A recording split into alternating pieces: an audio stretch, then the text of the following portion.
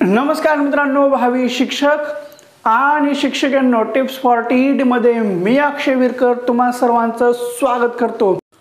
तर आता आपण बालमानसशास्त्र व अध्यापनशास्त्र म्हणजे बालमानसशास्त्र, मानसशास्त्र, अध्ययन अध्यापनाचे मानसशास्त्र या विषयाची जी काही काल आपला शिक्षक पात्रता परीक्षेचा पेपर झालेला आहे याच्यामधले आपण संभाव्य उत्तर सूची ही बालमानसशास्त्र व अध्ययन अध्यापनाचे मानसशास्त्र याचे बघणार आहोत। आता माझ्याकडे हा जो काही सेट आहे तो कोणता आहे तर तो आहे डी। कोणता आहे डी। आपण डी या सेटमधले संभाव्य उत्तर सूची पाहणार आहोत। आता एकदम फास्ट फक्त उत्तरच बघणार नाही आहेत, तर आपण जे काही मानसशास्त्राच्या नोट्स दिलेल्या होत्या त्या नोट्समधले ह्या प्रश्नपत्रिकेमध्ये किती प्रश्न आलेले आहेत याचे पुराव्यासहित आपण एकदम व्यवस्थितपणे दाखवणार आहोत। आता हा पेपर एक डी सेट आहे त्याच्यातले आपण बालमानसशास्त्राचे उत्तर पाहणार आहोत। पहिलाच प्रश्न आहे काय आहे। आता हा तर अतिशय सोपा आहे। पहिला एक मिनिट खूपच झूम झालेला आहे,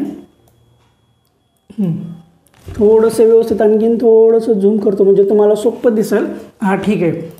आता पहिला प्रश्न आहे काय आहे की सायकल चालवण्याचे कौशल्य काय आहे की सायकल चालवण्याचे कौशल्य हे मोटारसायकल चालवण्यासाठी उपयोगी पडत असेल तर त्या अध्यापनाचे डॅश डॅश म्हणता येईल। आता हे आपण मानसशास्त्राचा व्हिडिओ बनवलेला, पुन्हा नंतर मानसशास्त्राचा अभ्यास कसा करायचा त्यावेळेस हा एकदम बोलते वेळेस सांगितलेलं आहे की सायकल चालवता आली तर आपल्याला मोटरसायकल चालवता येते, पण तीच सायकल चालवता आलेली आपल्याला ट्रॅक्टर किंवा ट्रक चालवता येईल का तर नाही। फक्त सायकल चालवण्याचे कौशल्य आले तर मोटारसायकल चालवण्यासाठी उपयोगी पडते। तर याचं उत्तर काय आहे तर याचं उत्तर आहे फक्त आणि फक्त धनसंक्रमण।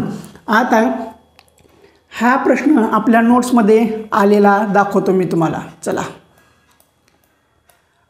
आता हे आपल्या मानसशास्त्राच्या नोट्स आहेत। याच्यामधला हा पेज क्रमांक आहे 70। ज्यांनी नोट्स घेतलेले आहेत त्यांनी चेक करू शकता। पहा इथं ॲज इट इज जशास तसं दिसत आहे।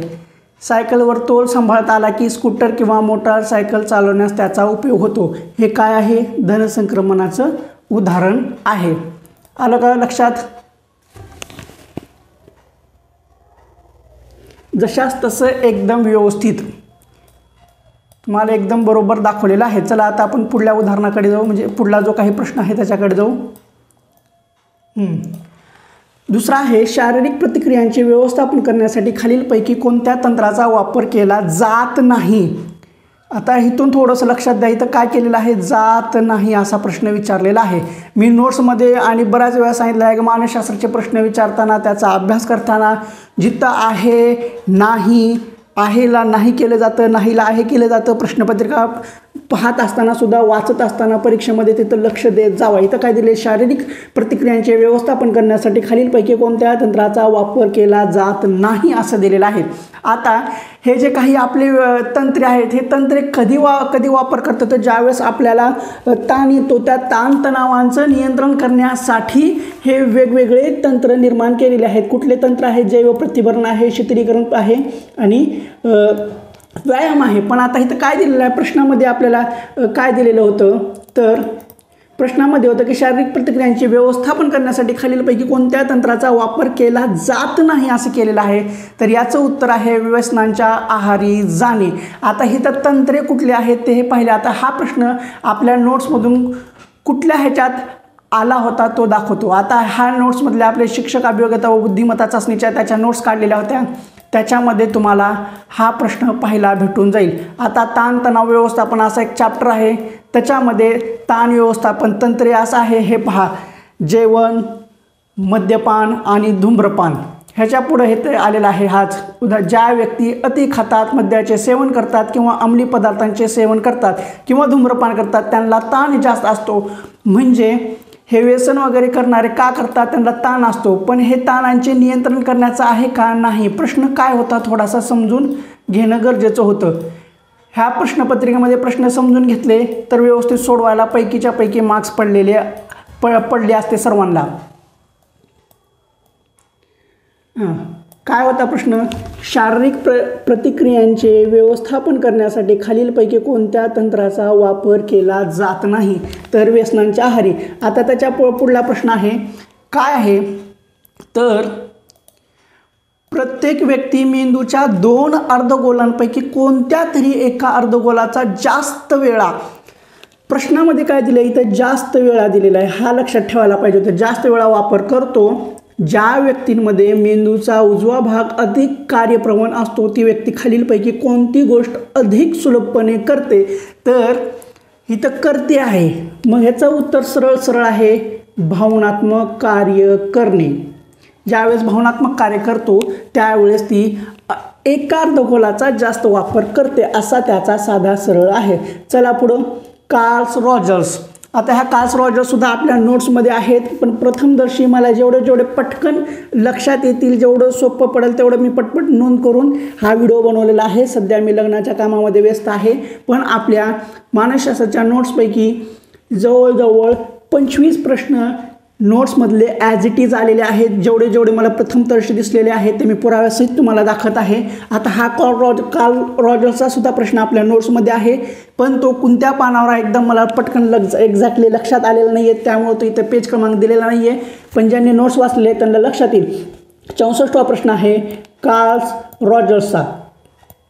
आता हा कार्ल रॉजर्स काय म्हणतो?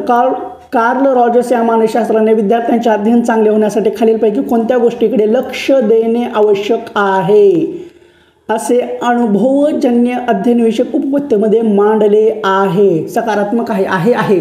तर त्याचं उत्तर आहे स्वमूल्यमापन हीच मूल्यमापनाची प्रमुख पद्धती असली पाहिजे. या प्रश्नाचं उत्तर हे आहे. आता वळू आपण पुढला गिलफोर्ड यांचा प्रश्न. आता हा चॅप्टर 3 मधला प्रश्न आहे. याचं सुद्धा मी तुम्हाला पुरावा दाखवतो, काळजी करू नका. प्रश्न अगोदर आपण समजून घेऊ. प्रश्न आहे गिलफोर्ड यांनी बहुआयामी ही उपपत्ती मांडताना त्याचे 3 घटकांत मांडणी केली. त्यापैकी क्रिया या घटकांत खालीलपैकी कोणत्या गोष्टीचा समावेश होत नाही असं केलेलं आहे.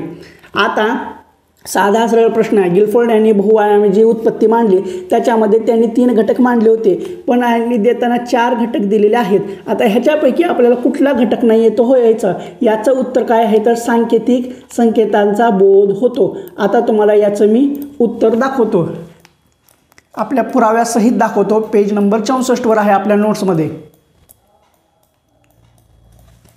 पेज नंबर 64 हे आपण याच्या अगोदर झालेलं आहे. पेज नंबर 64 आलेला आहे. हां, हे पहा. प्रश्न काय होता? तर गिलफोर्डचा होता. ह्याच्यामध्ये आपल्याला बोध दिलेला आहे. बोध इथं बोधन प्रश्नपत्रिकेमध्ये बोध दिलेला आहे, पण याच्यामध्ये बोधन आहे. त्याच्यानंतर भिन्न आहे. आता पुढं चला.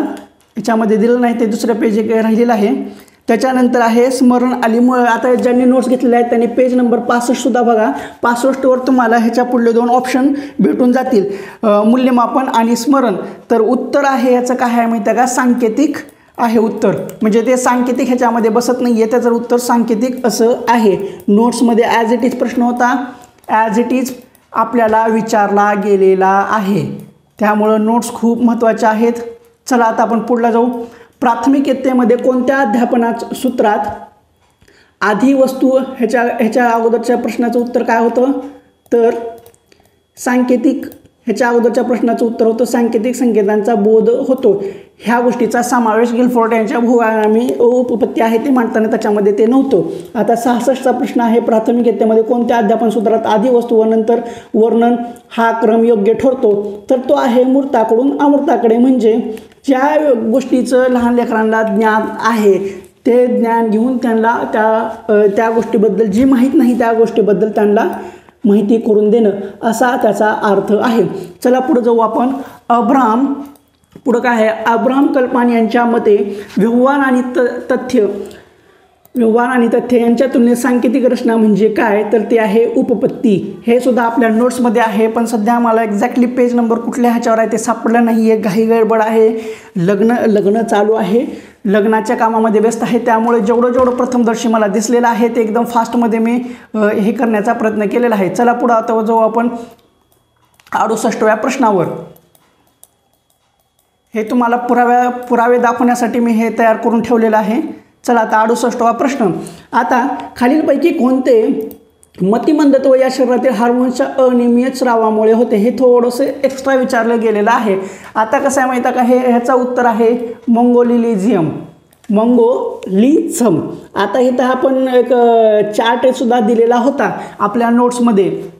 म्हणजे जे विशेष गरज असणारे बालके, याच्यामध्ये 10 प्रकारची बालके होते, त्याच्यात दिलेलं होतं. त्याच्यामध्ये मतिमंदाचा सुद्धा चॅप्टर दिलेला होता.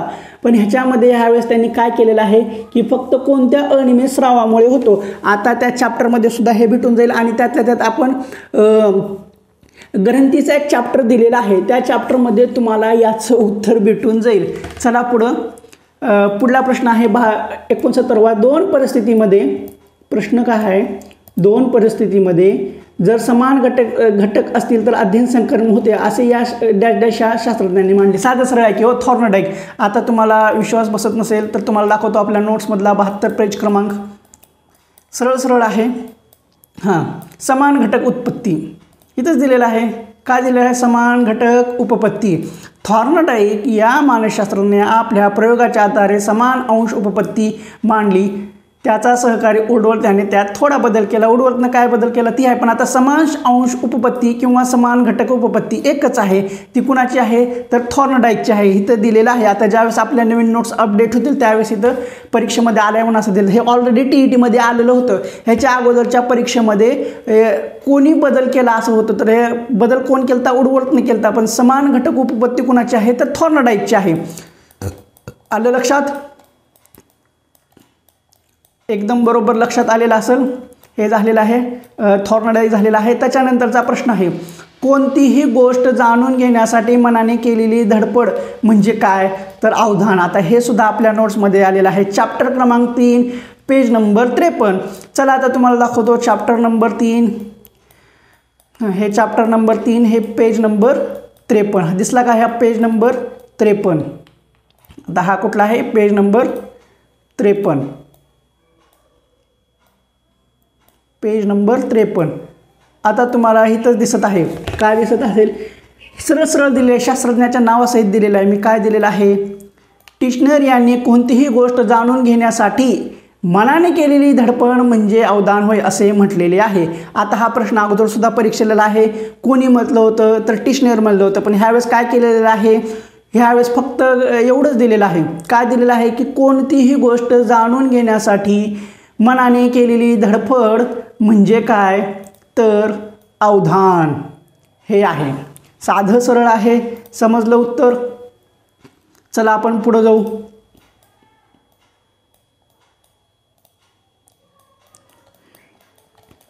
एकदम व्यवस्थित दमानं, काही गडबड नाही. आपण तुम्हाला पुराव्यासहित दाखवतो. फक्त व्यवस्थित शांत पद्धतीने ऐकून घ्या. तुम्हाला पुरावे दाखवणं सुद्धा गरजेचं असतं. चला आपला हे झालं आहे बॅकडीज, थॉर्नडाईक झालं, अवधान झालं. हां, त्याच्यानंतर आता हा ब्लूम म्हणजे कोण तर बेंजामिन ब्लूम.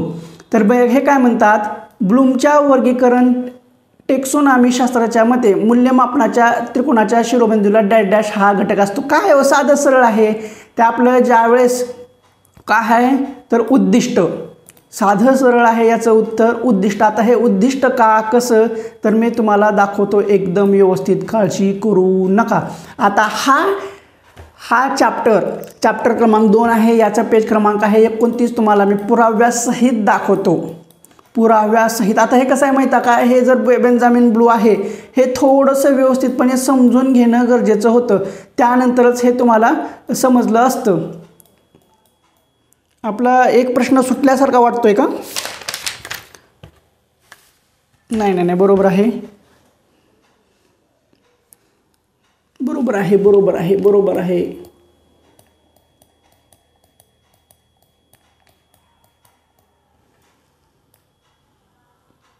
72 पेज नंबरवर आहे ते उत्तर. 53 29 पेज नंबर 29. हां, याच्यात पण नाही आहे. एकच मिनिट, थोडंसं मागं पुढं झालेलं आहे. 53 हे समान घटक झालेलं आहे. त्याच्यानंतर पेज नंबर 53 येईल, 53 आलेलं आहे. तर हे ग्रहण याच्यात नाही आहे. एकच मिनिट 29. थोडंसं पेज खालीवरी झालेले आहेत. हां, हे सापडलं पहा इथं. क्वेश्चन नंबर 71 काय आहे? प्रभुत्व. आता हे बेंजामिन ब्लूच आहे. प्रभुत्व अध्यापनात प्रत्येक अध्ययनाच्या आवाक्यातील उद्दिष्ट ठरविले जाते. आता हा जर तुम्ही प्रत्येक बेंजामिन ब्लूनं जो काही दिलेला आहे, आपण हे जे काही आपण नोट्समध्ये दिलेलं आहे, हे जर तुम्ही व्यवस्थितपणे जर वाचलेलं असेल तर ते तुम्हाला सोडवायला आलेलं असतं. कारण बेंजामिन ब्लूच्या ह्याच्यामध्ये उद्दिष्टावर जास्त फोकस केलेला आहे आणि प्रश्नसुद्धा त्याच पद्धतीने होता. थोडंसं काळजीपूर्वक वाचून ते सोडवणं गरजेचं होतं. काय होतं? ब्लूमच्या वर्गीकरणात टेक्सोनॉमी ग्रहशास्त्राच्या मध्ये मूल्यमापनाच्या त्रिकोणाच्या शिरोबिंदूला काय असतं? बिंदूला हा घटक असतो, तर तो आहे उद्दिष्ट. ते पुराव्यासहित दाखवलेलं आहे मी तुम्हाला. आता चला आपण पुढं जाऊ. पुढला प्रश्न आहे स्मरणशक्तीच्या घटकांचा योग्य क्रम काय आहे? आता स्मरणशक्तीच्या घटकांचा काय आहे? तर पहिल्यांदा आपण कुठलीही गोष्ट काय करतो? ग्रहण करतो. त्यानंतर त्याच्याबद्दल आपल्याला धारणा वाटायला वाटते. मग नंतर ते प्रत्यावहन असतं. त्यानंतर हे प्रत्याभिज्ञान असतं. आता हा क्रम कुठल्या चॅप्टरमध्ये आहे? तर चॅप्टर 3 आपल्या नोट्समध्ये आहे. पेज क्रमांक 49. ते सुद्धा मी तुम्हाला पुराव्यासहित दाखवतो. हे पहा, इथंच आहे. स्मरण या प्रक्रियेत खालील घटक व्याख्येनुसार स्पष्टपणे दिसून येतात. कुठले आहेत घटक? पहिला आहे ग्रहण, त्याच्यानंतर आहे धारणा, त्याच्यानंतर आहे प्रत्यावहन आणि त्याच्यानंतर आहे प्रत्याभिज्ञा. साधं सरळ आहे हो. नोट्सच्या बाहेरचं काहीही परीक्षेमध्ये आलेलं नाही आहे. विनाकारण तुम्ही जास्त लोड घेतलेला आहे. आता ज्यांनी नोट्स घेतलेलं नाही त्यांना अवघड गेलेलं आहे, पण ज्यांनी नोट्स घेतलेला आहे त्यांना अतिशय सोपं गेलेलं आहे. घटनांचा क्रम काय आहे? तर ग्रहण, धारणा, प्रत्यावहन आणि प्रत्याभिज्ञान. हा झाला 72वा प्रश्न. आता आपण वळू 73वा प्रश्नाकडे. काय आहे? तर खालीलपैकी कोणते उदाहरण हे पलायन या सहज प्रवृत्तीच्या उदात्तीकरणाचे उदाहरण आहे? हे थोडंसं कन्फ्यूज झालेलं असेल. का कन्फ्यूज झालेलं आहे माहिती आहे का? बऱ्याच जणांना उदात्तीकरण म्हणजे काय हा अर्थ समजलेला नसेल आणि आता त्यांनी इथं पलायन दिलेलं आहे. पलायन म्हणजे पळून जाणे. त्यांनी सरळ काय दिले? वाघ दिसताच पळून जाणे असं केलेलं आहे. तर ज्यांनी वाघ दिसताच पळून जाणे असं केलेलं आहे तर ते सपशेल चुकलेलं आहे. बऱ्याच यूट्यूबरनी, बऱ्याच क्लासवाल्यांनी सरळ वाघ दिसतात पळून जाणे हे पलायन या सहज प्रवृत्तीचे उदात्तीकरणाचे उदाहरण असे दिलेलं आहे. अरे मित्रांनो, तसं नसतं. अगोदर उदात्तीकरणाचा अर्थ समजून घ्यावा लागतो. तुम्हाला अगोदर याचं उत्तर सांगतो. हे पहा, एक अगोदर पर्याय समजून सांगतो. उदात्तीकरण काय? पलायन या सहज प्रवृत्तीच्या उदात्तीकरणाचे उदाहरण आहे. तर विद्यार्थ्यांना कराटे खेळण्याविषयी शिक्षण देणे, खेळांमधील संघ तयार करणे, वाघ दिसतात पळून जाणे, आपल्यापेक्षा श्रेष्ठ व्यक्तीच्या बरोबर राहणे. आता हा जो काही पर्याय आहे ना, आपल्यापेक्षा श्रेष्ठ व्यक्तींच्या बरोबर राहणे, हा पर्याय बरोबर कधी आला असता? ज्यावेळेस ह्या उदात्तीकरणाच्या ऐवजी तादात्मीकरण जर आलं असतं किंवा तादात्मीकरण जर आलं असतं तर पर्याय क्रमांक 4 बरोबर आलं असतं. पण पर्याय क्रमांक 3 बरोबर आहे का? वाघ दिसताच पळून जाणे नाही. बऱ्याच जणांनी ते बरोबर केलेलं आहे. ते नाही. पलायन दिसलं म्हणून वाघ दिसताच पळून जातोय असे ते का नाही. आता खेळातील संघ तयार करणे हे सुद्धा नाही आहे. उदात्तीकरण म्हणजे काय असतं माहिती आहे का? ज्यावेळेस एखादी गोष्ट आहे आपल्याला येत नाही आहे, पण ती येत नाही आहे म्हणून त्याच्याबद्दल आपण काहीतरी करायला जातो किंवा त्याची पूर्तता करायला जातो, ते म्हणजे उदात्तीकरण असतं. किंवा एखाद्या जर जोडप्याला लेकरू वगैरे नसेल तर ते जोडपं काय करतं? ते दत्तक घेण्याचा प्रयत्न करतं. ते झालं त्या गोष्टीचं उदात्तीकरण. म्हणजे आता इथं आपण कोणत्याही गोष्टीचं तर पलायन म्हणजे आपल्याला काही खेळताय, कोण मारलं, हे केलं, आपण पळून जातो. पण त्याच्यापासून बचाव करण्यासाठी आपण कोणी मारलं, हे भविष्यात कधी मारू नये त्यासाठी आपण त्या गोष्टीचं पूरक गोष्ट करण्यासाठी प्रयत्न करणे म्हणजे त्याचं उदात्तीकरण. म्हणजे विद्यार्थ्याला कराटे खेळण्याविषयी शिक्षण देणे. आता हा प्रश्न सुद्धा आपल्या नोट्समध्ये आलेला आहे. Page number 128. ज्यांनी आपल्या मानसशास्त्राच्या नोट्स घेतलेल्या आहेत त्यांनी पेज नंबर 128 मध्ये चेक करू शकता. तुम्हाला दाखवतो आता इथे एकदम बरोबर. Page number 128. आता हे झालं तादात्मीकरण. हे सुद्धा पुढल्या प्रश्नामध्ये आहे उदात्तीकरण. हे पहा, एकदम उदाहरण सुद्धा मी तसंच दिलं होतं. समायोजन साधण्याच्या उदात्तीकरण हा अत्यंत चांगला मार्ग आहे. हे साधं समायोजन आपलं हे उदात्तीकरण. पण आता उदाहरण काय माहिती आहे का? भांडण करण्याची प्रवृत्ती असलेल्या व्यक्तीने अन्यायाविरुद्ध झगडणे हे केवळ चांगले उदात्तीकरण आहे. भांडण करण्याची प्रवृत्ती असलेल्या व्यक्तीने अन्यायाविरुद्ध झगडणे ही एक चांगली प्रवृत्ती आहे. आता इथं दुसरं काय आहे, मी तुम्हाला उदाहरण सांगितलं, एखाद्या जोडप्याने दुर्दैवाने अपत्य नसेल तर अनाथ शोभन एखादे बालक आणून त्यावर वात्सल्याचा वर्षाव करणे हे एक उदात्तीकरण, यातून समायोजन साधले जाते. मग याचं उत्तर काय आहे, उदात्तीकरण आहे. जी गोष्ट आपल्याकडे होत नाही त्या गोष्टीकडून आपण त्याला पूरक गोष्ट करणे हे त्याचं उदात्तीकरण झालं. असा साधा सरळ आहे. ज्यांनी पलायन म्हणून सिंहपाताच पळून जाणे हे केलेलं आहे ते चुकलेलं आहे, ते तसं नसतं. चला पुढं आपण आता पुढला प्रश्न पाहू. ॲज इट इज आपल्या नोट्समधून प्रश्न आलेले आहेत. आता इथं प्रश्न काय आहे तो सुद्धा थोडासा पाहून घ्या. एकच मिनिट, इथं थोडंसं आपण झूम करू.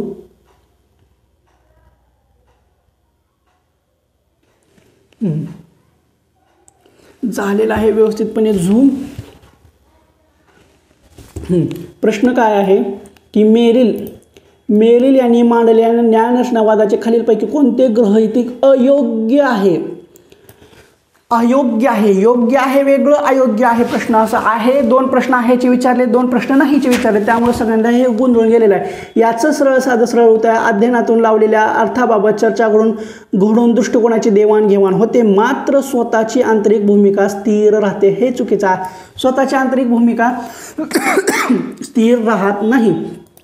तर चला पुढं आपण पुढल्या प्रश्नावर जाऊ. आता प्रश्न आहे 75. हे तुम्हाला पुराव्यासाठी दाखवलेलं आहे.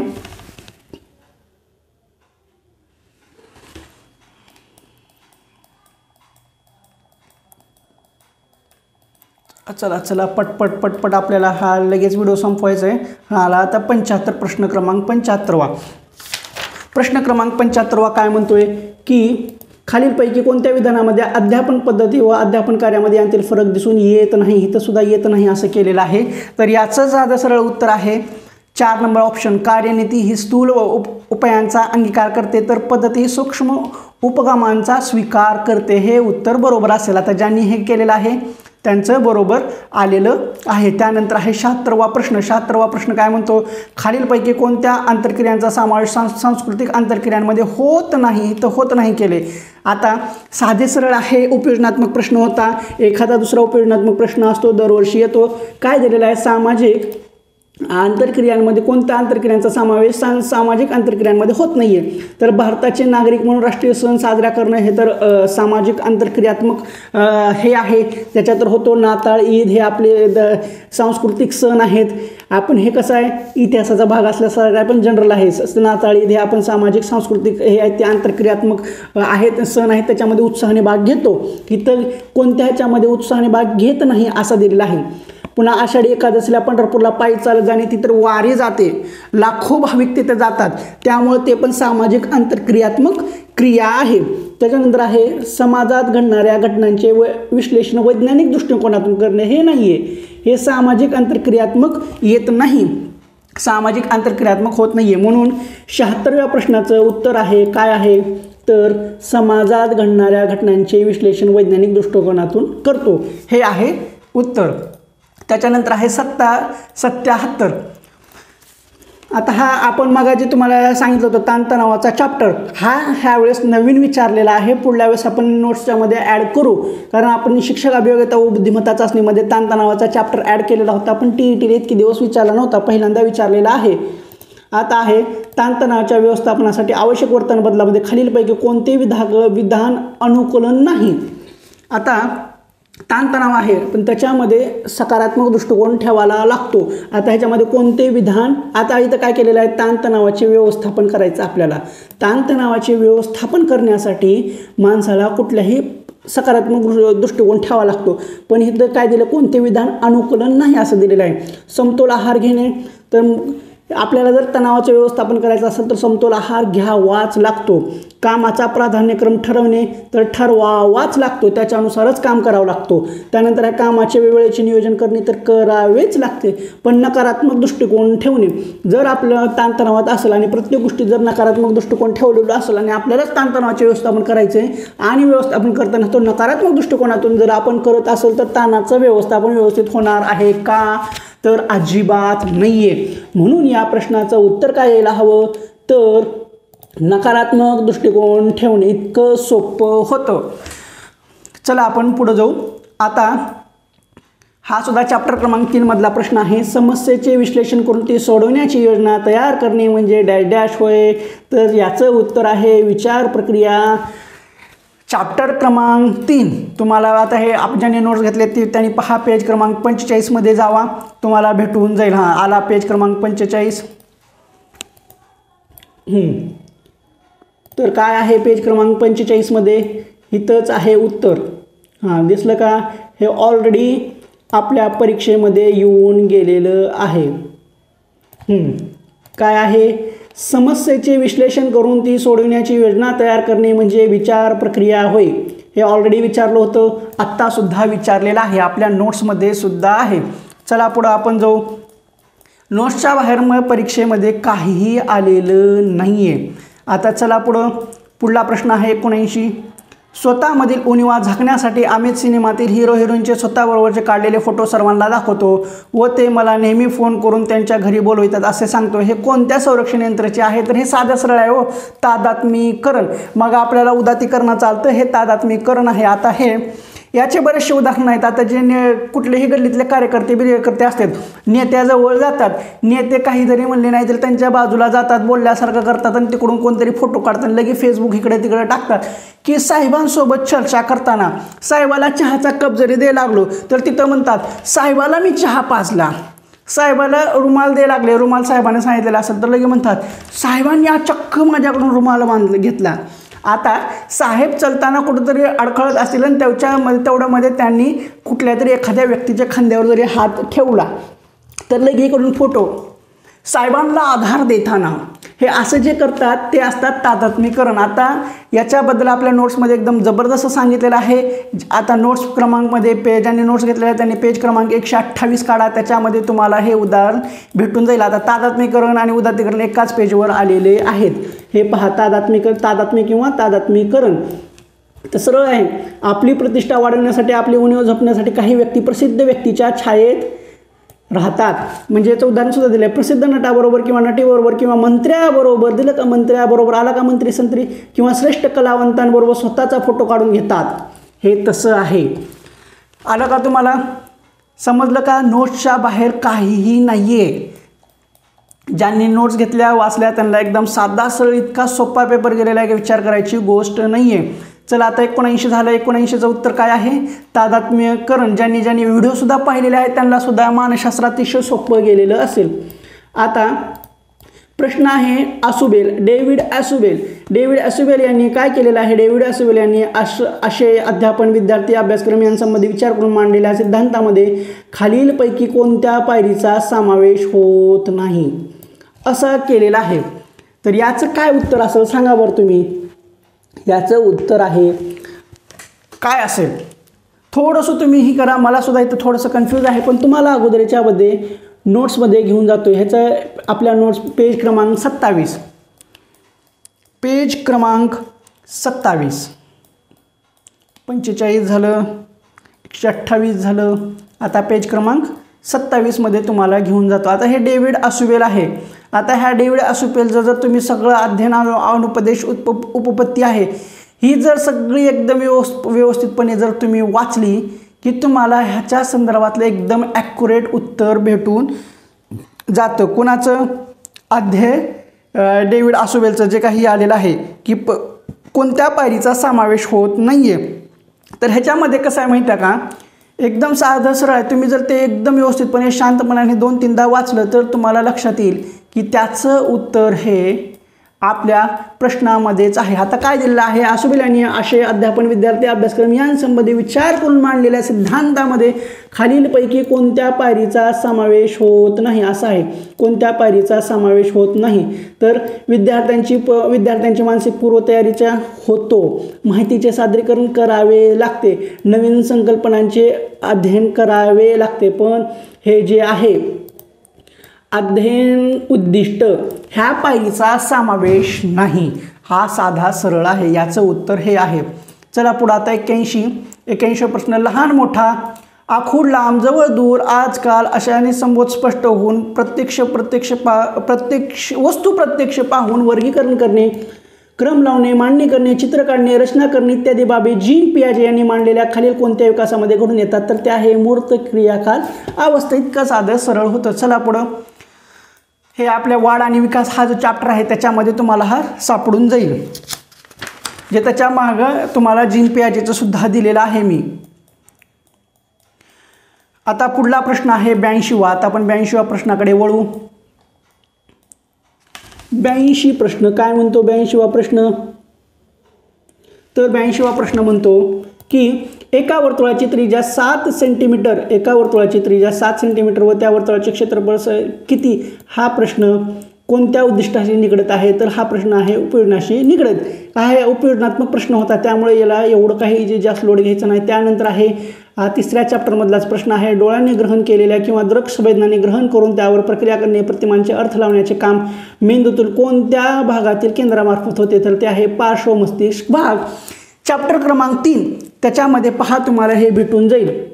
आता मी तेवढं काही ते हुडकत बसलेलं नाही आहे, कारण ते असं सिंगल लाईनीमधला तो हे होता. जे मला पटकन सापडले ते मी तुमच्यासमोर आणलेले आहे. त्यानंतर आहे 84वा प्रश्न. 84वा प्रश्न, शिक्षकाने विद्यार्थ्यांना नवीन ज्ञान देण्यापूर्वी त्या पूर्वज्ञान पक्के केले असले पाहिजे असे मत कोणाचे आहे? तर हे जेरॉम्स ब्रुनरचे आहे. तर आता हे तुम्हाला सुद्धा मी दाखवतो. पेज क्रमांक 28 इथं आहे जेरॉम ब्रुनर. हो का? नवीन माहिती ही इथंच आहे. नवीन माहिती ही ज्या कामासाठी वापरली जाते त्या कामासाठी ती पुरेशी आहे की नाही हे पाहणे गरजेतून असते आणि माहितीच्या या मूल्यमापनास ब्रुनर यांनी ज्ञानाची पर्याप्तता व समर्पकता असे म्हटलेले आहे. आता ज्यावेळेस आपण हे डीपमध्ये वाचतो त्यावेळेस समजून जातं, असं एकदम समजणार नाही आहे. त्यामुळे हे जेरॉम ब्रुनरचं जे एक आहे ते एकदम व्यवस्थितपणे वाचल्यानंतर ते तुम्हाला उत्तर काढायला आलं असतं. थोडंसं ऑड प्रश्न होता, पण समजून घेतला असता तर 100% तुम्हाला आला असता. त्यानंतर आहे 85 क्रमनियमित अध्ययन पद्धतीमध्ये एक विधान किंवा प्रश्न हे त्यांचे उत्तर याला तांत्रिक परिभाषेत चौकट म्हणतात. हा नवा भाग शिकवण्यासाठी विषय प्रतिपादनाची तयारी म्हणजे डॅशबोर्ड म्हणजे हे ज्ञान संपादन एवढं आहे, जास्त लोड यायचं नाही. चला पुढं. संवेदनेला अर्थ लावला की त्याचे रूपांतर खालीलपैकी कशामध्ये होते? संवेदनेला अर्थ लावल्यानंतर त्याचे रूपांतर हे अवबोधामध्ये होते. संबोधात तर होत नाही, प्रतिमा तर होत नाही, कल्पना होत नाही. प्रतिमा वेगळी, कल्पना वेगळी, संबोध वेगळा, काही संबंधच नाही आहे. हा सुद्धा आपल्या नोट्समध्ये आहे, तुम्हाला दाखवतो. पेज क्रमांक 36. चला पेज क्रमांक 36वर एकदम व्यवस्थितपणे हे का हितच आहे. 2-2दा 3-3दा हे का संवेदनेला अर्थ लागला की तिचे अवबोधात रूपांतर होते.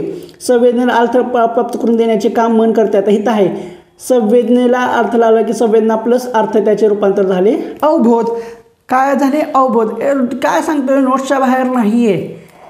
एकदम सोप्पा मानसशास्त्राचा पेपर होता, जास्त अवघड नव्हता. पेपर 2चा जो मानसशास्त्र होतं ते अवघड होतं, ते किंचितचं अवघड होतं, लय बी अवघड नव्हतं. चला पुढं. आता प्रश्न क्रमांक 87. डॅनियल गोलमन यांनी भावनिक बुद्धिमत्तेचे प्रमुख 2 घटक मानले, त्यातील व्यक्तिगत क्षमता या घटकांमध्ये खालीलपैकी कोणत्या घटकाचा समावेश होत नाही? तर तद्नुभूती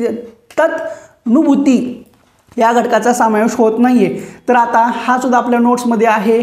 पेज क्रमांक 66 तुम्हाला चला घेऊन जातो पटकन, लय उशीर होत आहे. पेज क्रमांक 66.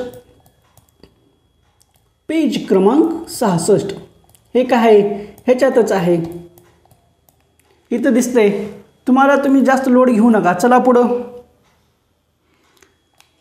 पेज क्रमांक 66. आता इथं कसं आहे माहिती आहे का? तुम्हाला एकदम व्यवस्थितपणे सांगतो. प्रश्न काय होता आपला? त्याच्यामध्ये डॅनियल गोलमन यांनी भावनिक बुद्धिमत्तेचे प्रमुख 2 घटक मांडले, त्यातील व्यक्तिगत क्षमता. आता हे काय माहिती आहे का? व्यक्तिगत क्षमता तुम्हाला दिसलं का? व्यक्तिगत क्षमतेचे 3 प्रकार आहेत. आता या व्यक्तिगत क्षमतेमध्ये आपल्या पर्यायामध्ये काय आहे? आत्मभान आहे का? तर आत्मनियंत्रण. आता हे नियंत्रण आहे, आत्मभान आहे, अभिप्रेरण आहे. पण ह्याच्यामध्ये तुम्हाला कुठं तद्भूमिती दिसायला लागले का? नाही. व्यक्तिगत क्षमतेचे 3 प्रकार कुठले आहेत? आत्मभान म्हणजेच आत्मभान आहे, नियंत्रण आहे, अभिप्रेरण आहे. अभिप्रेरण किंवा अभिप्रेरणा, पुन्हा नियंत्रण म्हणजे आत्मनियंत्रण आणि आत्मभान म्हणजेच आत्मपरिचय असं आहे. तुम्हाला तिथं प्रश्नामध्ये आत्मपरिचय दिले. आत्मपरिचय म्हणजे आत्मभान, स्वतःला भान असलेले. अभिप्रेरण इथं अभिप्रेरणा दिलेलं आहे प्रश्नामध्ये. आणि नियंत्रणाला त्यांनी आत्मनियंत्रण असं केलेलं आहे.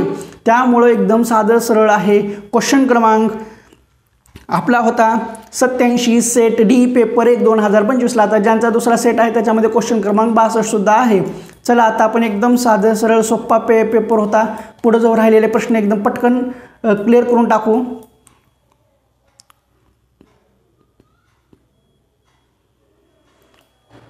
आता आपले एक राहिले नवीन ज्ञानाचे रूपांतर जुन्या माहिती, हां ते तुम्हाला सांगितलं आहे, मग झालेलं आहे ते. चला आता राहिलेला आहे 88वा प्रश्न.